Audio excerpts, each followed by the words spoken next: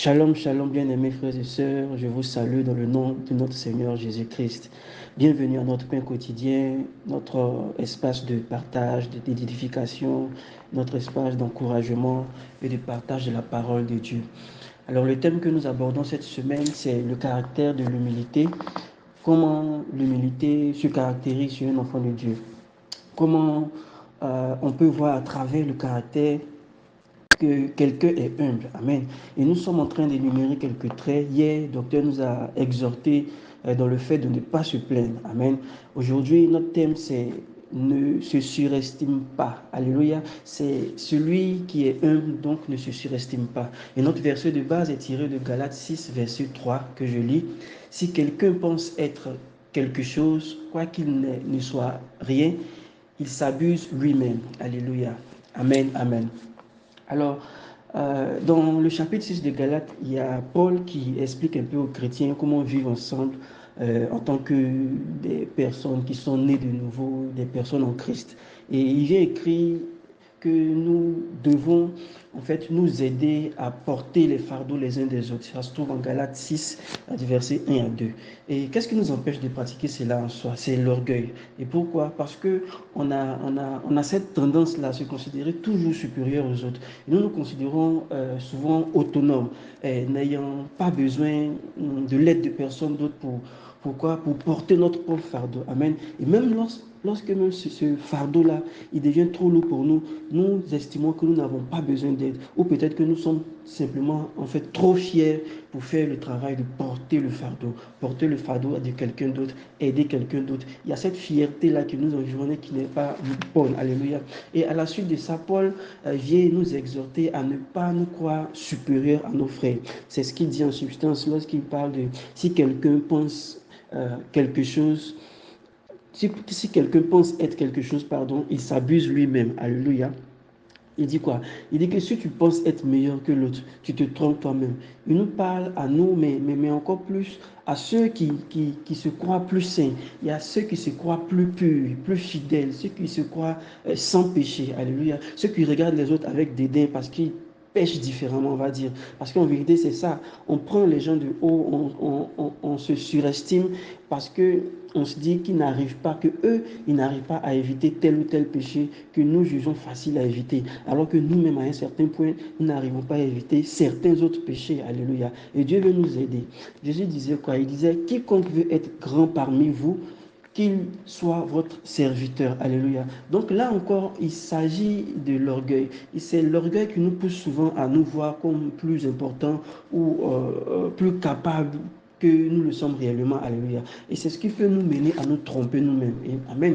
Et ce verset-là nous rappelle, certes avec un peu de douceur, mais avec fermeté, que c'est important en fait de pratiquer l'humilité en reconnaissant d'abord que nous-mêmes nous ne sommes pas au-dessus des autres et en créant par ce fait-là un espace qui sera propice, alléluia, à la croissance personnelle et puis à des connexions plus profondes avec Dieu et avec nos frères, avec nos sœurs qui nous entourent. Amen.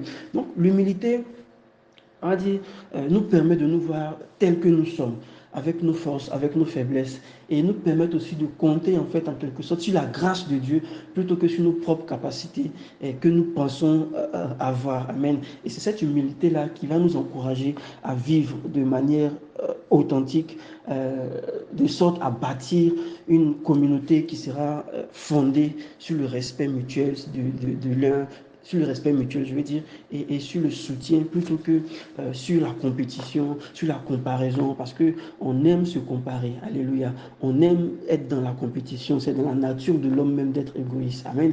Et donc, premièrement, il faut que nous reconnaissions nos limites et que nous sachions que cet apprentissage-là va nous permettre à être épanoui, à être honnête avec nous-mêmes, à être ouvert à la croissance, à une certaine croissance dans la foi. Amen. Alors, c'est une approche qui est non seulement bénéfique pour nous-mêmes notre propre parcours spirituel, mais elle a deux volets parce qu'elle renforce aussi en fait les liens au sein de notre communauté. Le fait de ne pas piétiner les autres, de ne pas se croire supérieur aux autres. Et ça nous permet de les soutenir, ça nous permet de renforcer l'amour dans la vérité. Alléluia. D'abord, euh, il déclare que nous ne sommes rien. Amen. Qu'est-ce qu'il veut dire par là? Que nous n'avons rien en fait dont nous pouvons nous vanter. Amen. Il n'y a rien de bon en nous. Alors, tout ce que nous tout ce dont nous voulons nous vanter, en fait, n'est que vanité. Alléluia. Et le problème avec l'échec dans nos relations, avec l'échec avec les autres, avec nos frères et sœurs, avec l'échec même que nous rencontrons souvent avec Dieu, c'est que nous devenons à la fin le centre même de notre propre amour.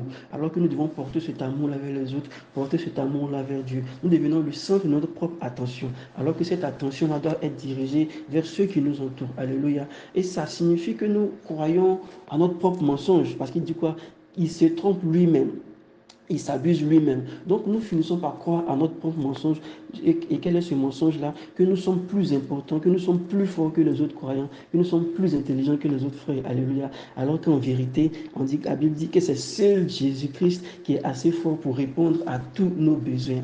Et toute notre force vient de l'Esprit de Dieu. Amen. Donc, nous ne devons pas tomber dans le piège de nous considérer comme la source de notre propre capacité à suivre Jésus. Et si nous suivons Jésus, c'est parce qu'il a mis ce désir-là en nous. Ce n'est pas nous-mêmes que nous sommes levés avec notre capacité personnelle pour le suivre. Et lorsque nous réfléchissons comme ça va nous aider plutôt ça va nous aider, ça va nous faire du mal à nous-mêmes d'abord et à nos frères qui nous entourent, parce que nous sommes dans un mensonge perpétuel et dans un cercle vicieux. Alléluia.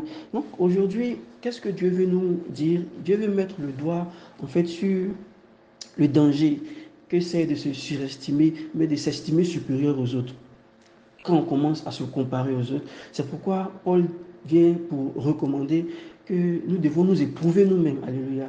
Que chacun doit examiner ce qu'il fait ou comment il est en train de faire à la lumière de Dieu, non à la lumière de son frère, non à la lumière de sa sœur.